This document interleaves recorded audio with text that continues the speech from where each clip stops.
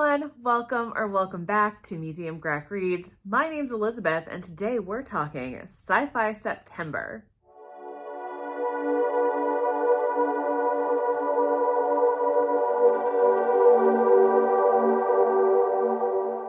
Okay, confession, the first time I tried to film this video, it went on and on and on. So here's hoping second time's the charm and I get to the point a little bit faster. So what I want to talk to you guys about today is obviously Sci-Fi September, but specifically that I am partnering with my good friend Emily from My Chaotic Shelf over on Instagram.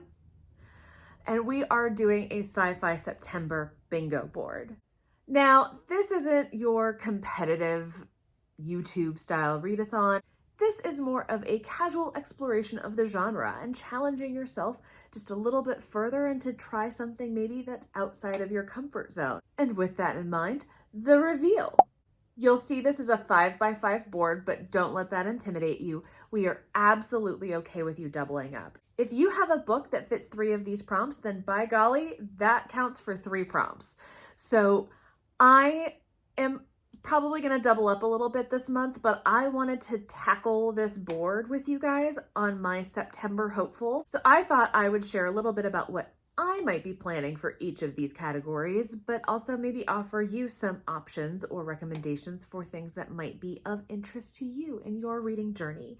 So without further ado, here we go. First up, we have older publication date. Now, I have been reading science fiction my entire life, and I know that that is an anomaly, but I really cut my teeth on sci-fi classics. So think things like Ray Bradbury, Arthur C. Clarke, Orson Welles, that sort of stuff. So for recommendations, let me tell you, you cannot go wrong with something like 2001: A Space Odyssey. This is that quintessential, isolated thriller in space, and you don't quite understand exactly what's happening until the very end. It is also fairly short. It's less than 300 pages. And this is where the trope of the psychotic AI really got its legs. But I will say, do not recommend the movie. I think the movie is a cure for insomnia. I think the book is one of my favorite things. It's also the start of a series of 4 books. Another older publication date I would recommend if maybe you're looking for something a little bit lighter, you cannot go wrong with Douglas Adams' Hitchhiker's Guide to the Galaxy. I can't even tell you how many times I've read those books and I still laugh every single time. This is about a human who finds out that A, his best friend is an alien and he had no idea, but B, that Earth was in the way of an intergalactic highway and was set to be demolished. And he goes off on an adventure into space. Not necessarily this old of a publication date, but please, if you've never read Michael Crichton, I adored Michael Crichton as a kid.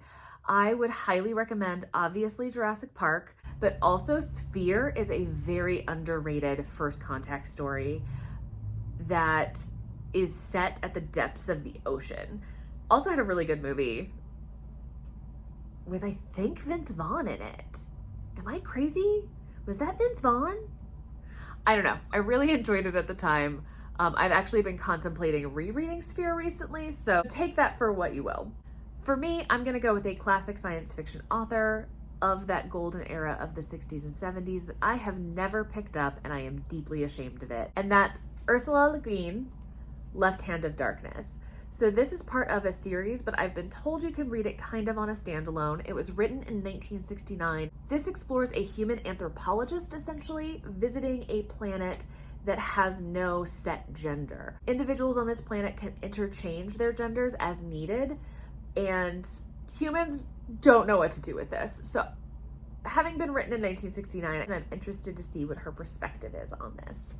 Next up is Climate Crisis, and I thought that I didn't read a lot of Climate Crisis or that I wasn't interested in a lot of Climate Crisis until I tried to film this video the first time, and half of the books that I'm going to talk about actually probably have something to do with Climate Crisis. It's just a little bit embarrassing that I didn't realize half of my sci-fi TBR could be considered Climate Crisis, but here we are. So I will say I am struggling a little bit to think about Climate Crisis books that I have read and deeply enjoyed to recommend to you. So I'm going to go with first Wool by Hugh Howey, and this is set in a distant future Earth where humanity lives within a silo, underground. We have one camera that views out into the world that we see as barren, desolate, nothing living, and the deepest punishment that you can experience within the silo is being sent out to clean. And that is where they send you out in a suit to clean the camera so that we can maintain a view on the outside world. And this is a death sentence because the world outside is so toxic. I really enjoyed the first two books, and then they were kind of heavy, so I took a bit of a break and never got around to the last one. Oops. So on the reverse of that deeply depressing idea of living underground for hundreds of years is a more hopeful take on a climate catastrophe, and that would be the Monk and the Robot series, which is a series of novellas written by Becky Chambers, the first of which is the Psalm for the Wild Built. And this is looking at a planet that has experienced an ecological crisis following an industrial revolution. And that crisis ends when robots decide to step away from humanity and humanity decides to live a simpler life. But what happens when a human and a robot meet? It's cozy, it's wonderful, it features a non-binary main character who lives their life in an adorable tea cart, and it will make you think things and feel things, and I highly recommend it. For me, what I'm planning on reading this month is The Terraformers. This is by Annalee Newitz. I picked this up completely on a whim while walking through my local bookstore. In fact, I think the other sci-fi reader who works there was like, yeah, I didn't even know that this was coming out. But you'll have to let me know what you think, and it's been months and I haven't read it. This follows an individual who is terraforming a world. This is a generational occupation. So her parents did this, her parents' parents did this. She's working on this one planet that should be uninhabited. They should be making a pristine world.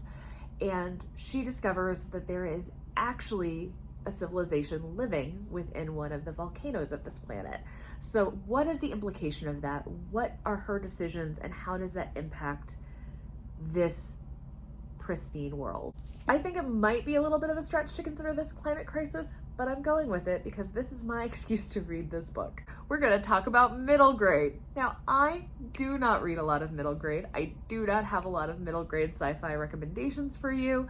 I don't even know what I'm going to read for the sci-fi middle grade prompt. So this is where I'm asking you, have you read middle grade sci-fi? Could you recommend me some middle grade sci-fi? I don't know what I'm reading for this prompt. This is going to keep me from blacking out the bingo board. Please help. Please send help. Next up is first in a series. Now, there are so many series that I would like to tell you to start. So many. I'm sure none of you will be surprised when I say the Wayfarer series by Becky Chambers. 2001: A Space Odyssey by Arthur C. Clarke, which is one of my just nostalgic favorites. You want something a little bit lighter? Try Winter's Orbit, which is a duology by Everina Maxwell. Or if you want some really dense, heavy, but deeply creative and unlike any other sci-fi I've ever read, try Three Body Problem. There are so many series, so many that I want to start, that it was really hard for me to narrow down. I really considered The Children of Time by Adrian Tchaikovsky. I thought about the Terra Ignota series by Ada Palmer, which was recommended to me by my childhood best friend, who was part of my formative science fiction journey when we were kids.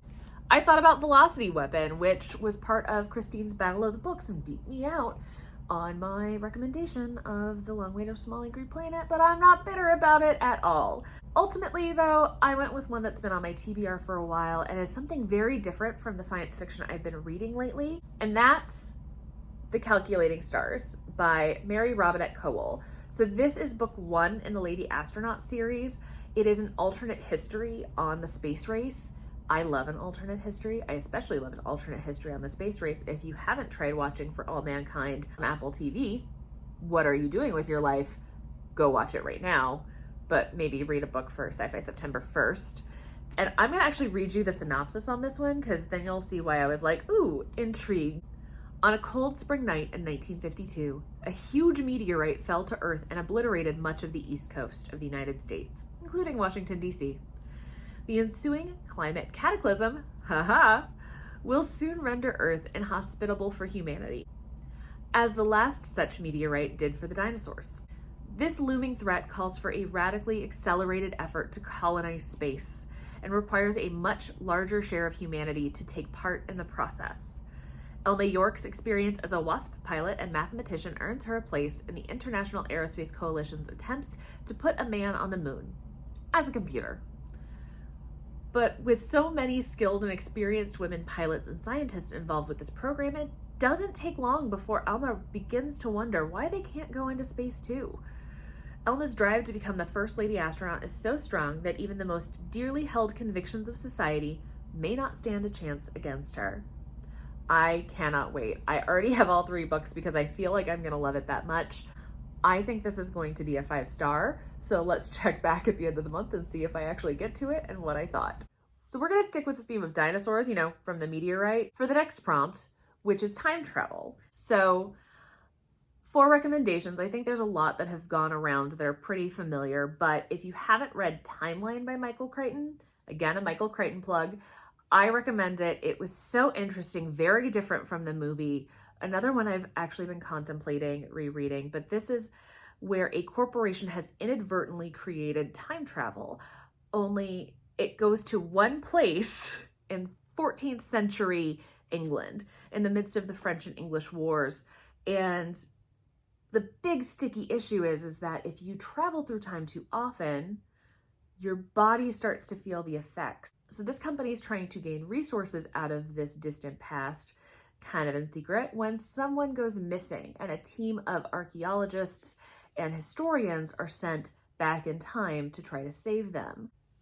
In the movie, I will say, Gerard Butler has the best hair of his career, and the villain, the actor they get to play the villain, I never know his name, I will admit, but he was a villain in every movie of my childhood, and then suddenly he got cast as a good guy in in Harry Potter, and I didn't believe it, even to the bitter end, that he was a good guy, and it's the actor who plays Remus Lupin. So he was such an iconic villain for me that I never believed Remus Lupin was going to be good, because I watched the movies before I read the books. Confession. Okay, anyway, so I kind of waffled on a few ideas of different books that I was looking at, and then I went to go sell some books at Half Price Books. And when that happens, you come home with more books. Lost in Time by A.G. Riddle. Have I ever heard of this book before? No. Have I ever read A.G. Riddle before? No. But I do have an arc for one of their recent publications that I haven't read yet. So this one felt like a perfect opportunity to find something a little frivolous and fun for Sci-Fi September. So the blurb is what got me. At the opposite ends of time, a father and daughter have just 201 million years to save humanity. So then obviously I read the synopsis. So quantum physicist Sam Anderson is trapped 201 million years in the past. Sam has helped create a machine able to unpick the threads of time, casting objects eternally into the past. It's useful only as a permanent means of disposal, and in a world where criminals need to be punished, that's exactly how it's used. But Sam's invention will become his undoing. The judicial penalty for a crime that he has confessed to but didn't commit is a death sentence. Now, he's on a raw, hostile planet, stalked by dinosaurs, in the midst of a mass extinction event, and unlikely to survive the night. But he can't give up because he has to save his family, who is 201 million years in the future. But in the United States, in AD 2027, not that far off, Adeline is an orphan. Her mother died 3 years ago when she was 16, and her father is lost 201 million years ago in the late Triassic. Adeline knows that he sacrificed his life to save hers, but her determination to find the truth reveals more questions. What has unnerved her father's ex-colleagues? What are they secretly digging for in the desert?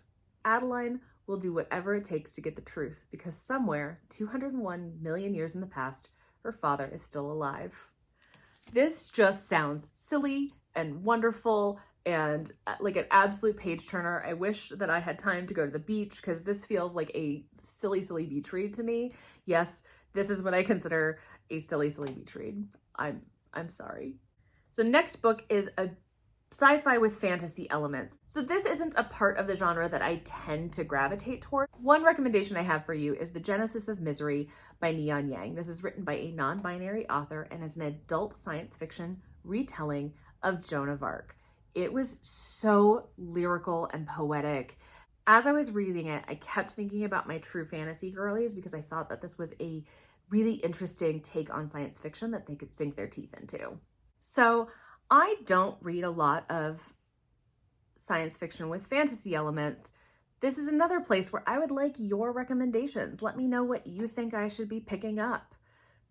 I've got a couple of ideas, but I'm not really sold on any of them, and I'd really love your input. Okay, next up we have alternate universe. Now this is something that I really enjoy in television and film for science fiction, but I don't tend to read a lot of it in sci-fi books, and I don't know why.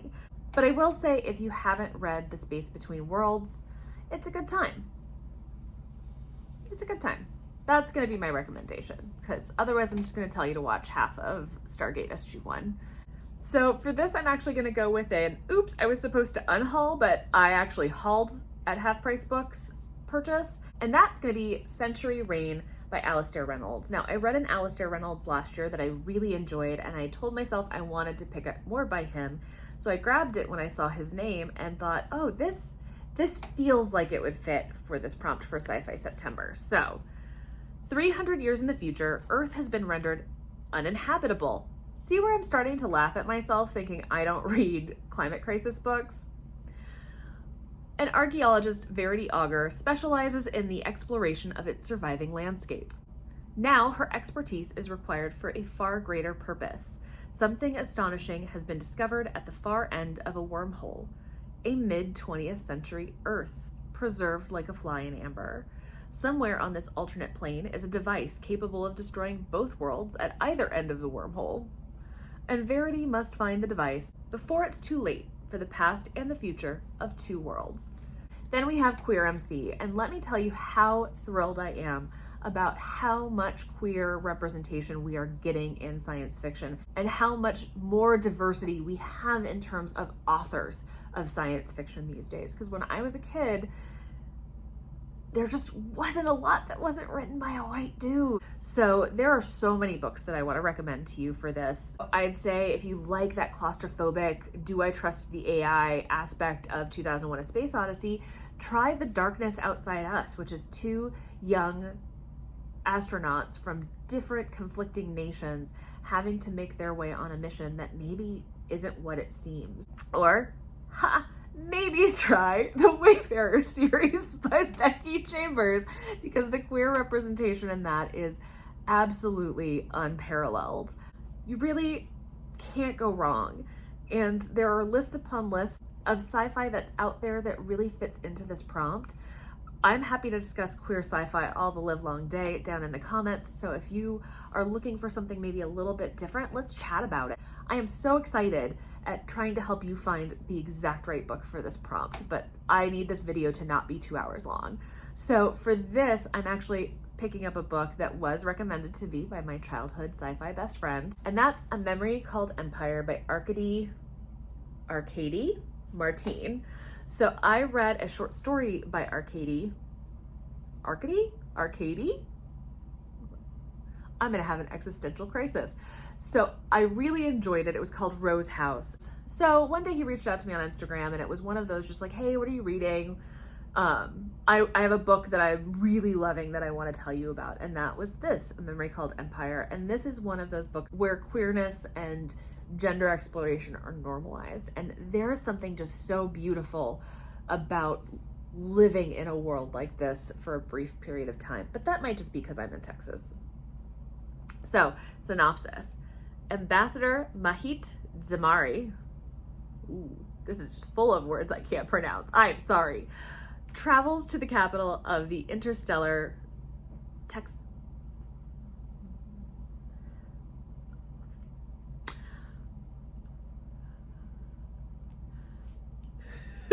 travels to the capital of the interstellar empire, eager to take up her new post.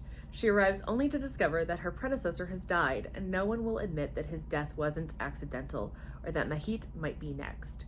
Now Mahit must discover who is behind the murder, rescue herself, and save her small but fiercely independent mining station from Texiclan's unceasing expansion, all while navigating an alien culture that is all too seductive, engaging in intrigues of her own, and hiding a deadly technological secret, one that might spell the end of her station and her way of life, or rescue it from annihilation.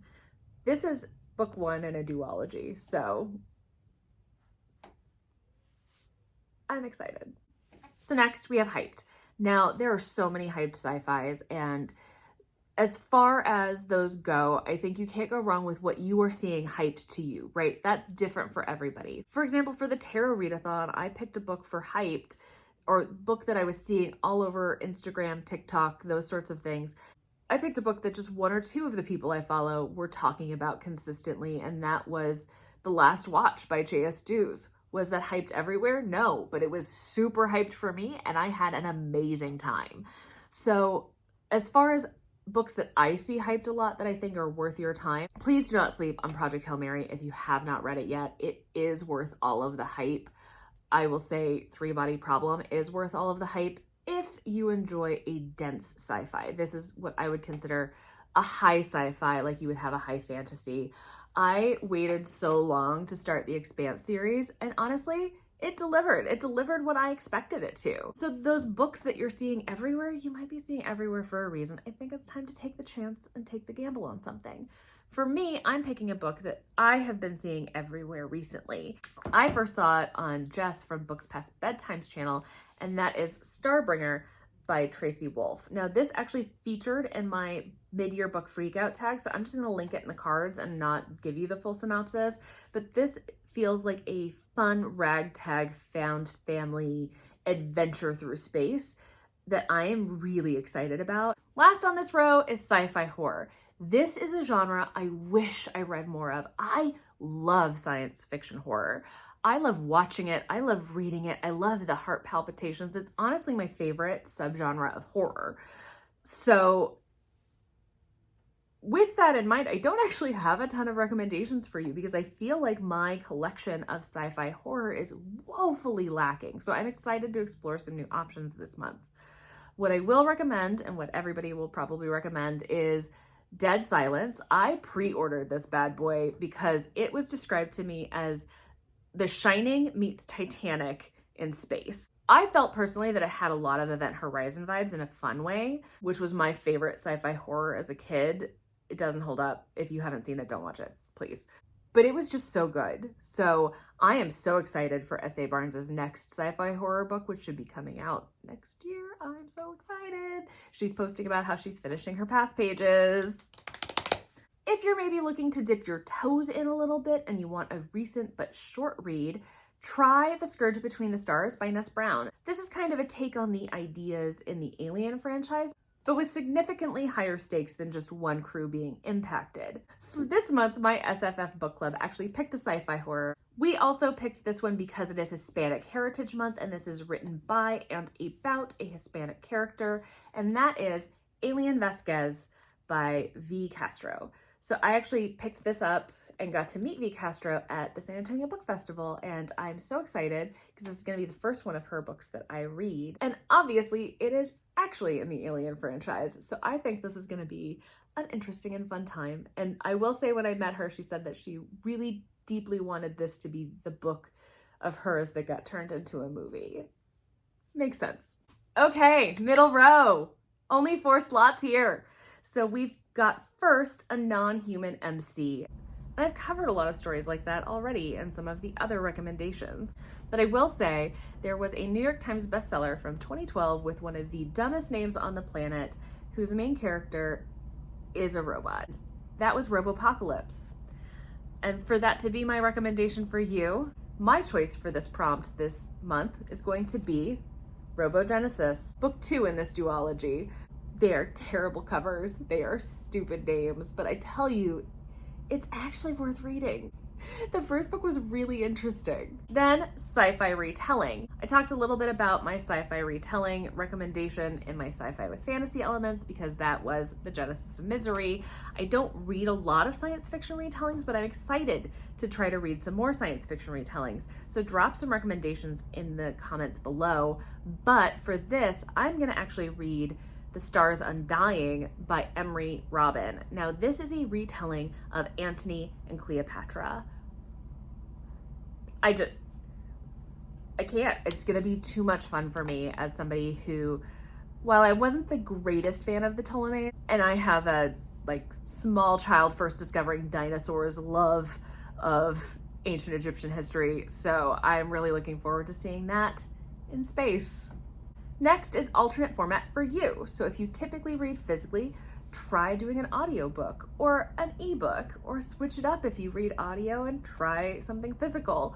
So I tend to do a lot more physically, and in ebook, I don't tend to gravitate a lot towards audio. So I'm kind of leaving this open-ended to my mood reader heart to see what maybe is available, is gonna come through my Libby app, or what strikes my fancy at the time. But for recommendations, please, if you haven't read Project Hail Mary, which I did mention earlier, please do it on audio. I reread it to do it on audio because I knew it was going to be so good, and it was so good. I also highly recommend, and I've said it before, Rubicon by J.S. Dews, which is narrated by Eunice Wong. One of the books that I'm waiting to see if I get is actually The Mountain and the Sea by Ray Naylor.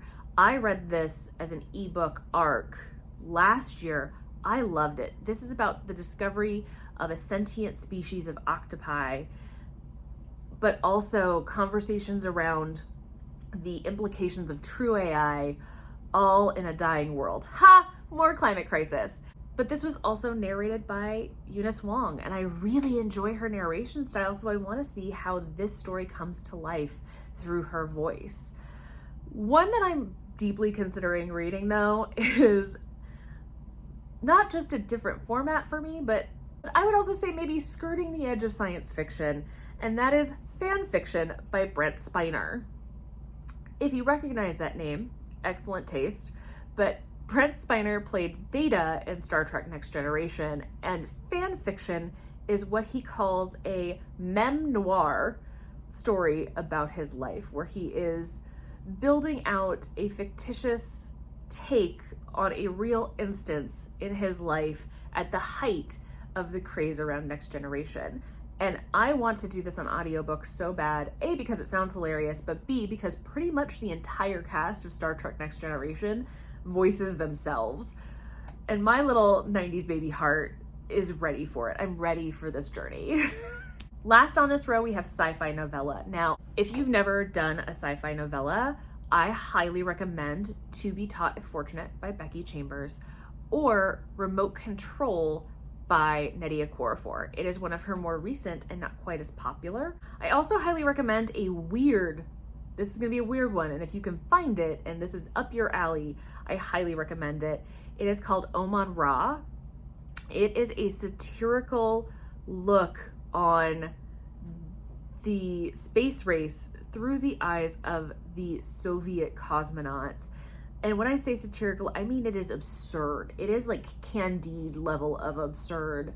And it is both deeply humorous and utterly heartbreaking at the same time. It's about 150 pages, and it was a wild journey that stuck with me. So, weird recommendation, but if you see it, go for it. So for me, I'm going to bite the bullet and read my very last Becky Chambers book. This is The Prayer for the Crown Shy. This is book 2 in the Monk and the Robot series. And this is also the very last Becky Chambers book in her catalog that I haven't read yet. And I'm not ready. I'm not ready to say goodbye until her next book comes out, but I'm gonna have to. Next up, we have new release, and there's a lot of really interesting science fiction that's come out this year, and I think you really can't go wrong. I'm gonna put a plug in for Rubicon. I had a really amazing time with that. It's a very recent release. I'm also gonna put a plug in for On Earth as It Is on Television by Emily Jane. And this was a really interesting and heartfelt take on the alien invasion trope that I was really surprised by how much I loved this story. And if you've ever wanted to see the world from the perspective of a cat possibly facing alien invasion, go with On Earth as It Is on Television. My choice is going to be Ascension by Nicholas Binge. I have this beautiful copy. It was featured in my mid-year freakout tag, so again, I'm not going to go too deeply into this, but essentially, a mountain appears in the sea, and a group of explorers are tasked with reaching the summit and figuring out what on earth is going on. Only the climb doesn't stop, and as they get higher and higher, things start getting weird, and I am looking forward to understanding exactly why and what has caused this. Next up, we've got African futurism, and this has just rapidly become a favorite part of the genre for me. I started my journey with the Binti Novella trilogy by Nnedi Okorafor. I highly recommend getting it in the bind-up because you're gonna get an extra bonus story. But really anything Nnedi Okorafor writes in the science fiction universe is absolutely worth it. In fact, if you've got a Kindle Unlimited subscription, she just came out with like a micro novella as an Amazon original. And I believe it was called Just Outside Jupiter's Reach. It was beautiful. It's about 50 pages. But you've also got amazing authors like Octavia Butler to explore. You've got N.K. Jemison's Broken Earth trilogy, which I haven't gotten to, but I would really like to. Oops. One that I absolutely adored recently was The Unkindness of Ghosts by River Solomon. Frankly, my favorite of River Solomon's works. It was so poignant and beautiful and queer and wonderful, and I just devoured it. One that wasn't really for me, but I think a lot of people really loved this series, was Rosewater by Tade Thompson. So there's a lot to explore, a lot of things that are still on my list, and just a part of the sci-fi universe that I continuously come back to with joy and excitement. I am going to kind of cop out because even though my list is expansive, I have yet to read a Nnedi Okorafor book this year because I'm starting to run out of Nnedi Okorafor books. So it's part of her backlist, and that is Lagoon. And that's Lagoon. So 3 strangers, each isolated by his or her own problems. Adora, a marine biologist, Anthony, a world-famous rapper, Agu, a troubled soldier. Wandering the beach outside Lagos, Nigeria's capital city, they're more alone than they've ever been before. But when a meteorite hits the ocean and a tidal wave overcomes them, these 3 people will find themselves bound together in ways they never imagined. Together with Ayodele, a visitor from beyond the stars, they must race through Lagos and against time itself in order to save the city, the world, and themselves. First Contact, set in Nigeria, written by Nnedi Okorafor. Absolutely gonna love this one. Okay, so set in space. I love a story set in space. A lot of my TBR is set in space. So I think a lot of things are gonna count for this prompt. I think a lot of my recommendations are going to count for you for this prompt. My choice for this is actually gonna be Mickey 7. This made the rounds a couple of years ago. I missed it. I didn't pick it up at the time. They're getting ready to release a film about this. I mean, obviously depending on how the actors and writers strike is going, but I want to pick it up before that comes out. So this follows Mickey, who is a clone, and he's on his 7th iteration, I'm guessing. So he is actually on a fairly uninhabitable world with a group of colonists when something terrible happens and he is left for dead, only to be saved by the local population that the colonists believe to be insentient. Sounds like a fun time. I think there's a second book or a prequel or something in this universe that has come out or is about to come out. So excited to see what Mickey 7 has in store for me. Next up, we have Dystopian Future. Not my favorite part of the genre, I will admit. I love a sci-fi that has a little bit of hope in the universe. So I think some of the things that I've recommended already that would fit into this category would be Robopocalypse, Wool. For shorter stories, you could do Scourge Between the Stars or To Be Taught If Fortunate. I'm gonna actually try to finish the Silo series and conclude the story that Will started with Dust. This is by Hugh Howey. I really can't tell you much about this one because it is obviously book 3 off of, you know, being in the silos. So will I finally get to this after, gosh, 7 years of holding off on finishing it? Tune in next time when we'll find out these secrets and more. So next up is YA, and while I've just recently in the last couple of years started exploring YA sci-fi, I do have a few recommendations for you. Obviously, I enjoyed The Darkness Outside Us. I still think it should have been new adult instead of YA. Should have aged those boys up a little bit. But also try out The Last 8. This was a really interesting cross between Independence Day and Lord of the Flies. It's a bunch of teens who are the only survivors of an alien invasion, and they do not understand why the aliens don't care about them. They've annihilated everyone else around them except this ragtag group of teens, which find their way to Area 51. It's a duology. I thought the second one was a little bit cheesy. I would kind of end after the first one, but a good time, especially if you enjoy that kind of like end of the world disaster and I feel fine kind of moment. The one I'm picking up this month, I'm really excited about. I saw it first as an ARC and didn't request it and kind of kicked myself. Then I was walking through my local and they had a signed copy. So this is Star Splitter by Matthew J. Kirby. Let me tell you a little bit about this one. It's $21.99. Deep space exploration is a reality and teleportation routine. But this time, something seems to have gone very, very wrong. 17-year-old Jessica Mathers wakes up in a lander that's crashed onto the surface of Carver 1061c, a desolate post-extinction planet 14 light years from Earth, the planet she was supposed to be viewing from a ship orbiting far above. The corridors of the empty lander are covered in bloody handprints. The machines are silent and dark. And outside, in the alien dirt, there are fresh graves carefully marked with names she doesn't recognize. Okay. Bow, bow, bow, bow. We're on the last row. We've done it. We've done it, boys. We're almost there. Home stretch. Okay, I'm sorry. It's been a long day. So, first on this row is next in a series, and I am in a lot of series. So this could have been a lot of things. And I don't know how to tell you what next book in a series to read, but I can tell you what I'm going to be reading next, and that is The Exiled Fleet by J.S. Dews. This is book 2 in the Divide series, and I picked this up, A, because I really enjoyed the first J.S. Dews book I read, but also because Emily, my co-host for this little reading challenge, was just hyping it up so much, and I was so excited. So recently, somehow we managed to talk Sam from Love Sam into picking up the first book in this series, and I'm so excited because all 3 of us are gonna buddy read this together in the month of September. Next up is a cover by. Again, I think this is really personal to you and what attracts you. Mine's gonna be a little silly, and I know nothing about this book. It was such a pure cover by, and that's The Chilling Effect by Valerie Valdez. Look at it. It's got a little kitty in a spacesuit. Look.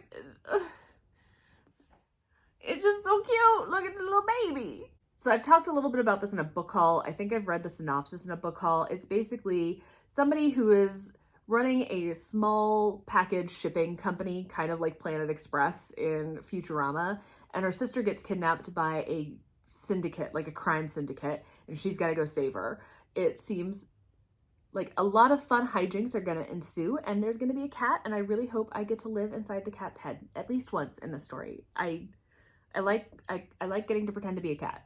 Then we have a manga or a graphic novel. Here are some big ones. You're gonna hear some sagas, that sort of thing. I will say I'm gonna recommend an odd one for you, and that's gonna be Black Science, written by Rick Remender. This is like Sliders After Dark. I was sold on the first floppy that I picked up when it had World War I German soldiers fighting trench warfare with mechanized, suited, like highly advanced technology Native American forces. It was wild.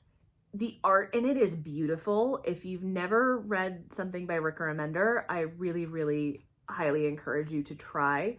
I love pretty much everything that I've ever read by him, and I think that Black Science is a really unsung story from him. For me though, I'm gonna pick up a book that was gifted to me for my birthday, and that is On a Sunbeam. I have heard nothing but good things about this graphic novel. I've been really itching to pick it up, and I'm so grateful to Christine and Mo for gifting it to me so I can finally take this journey.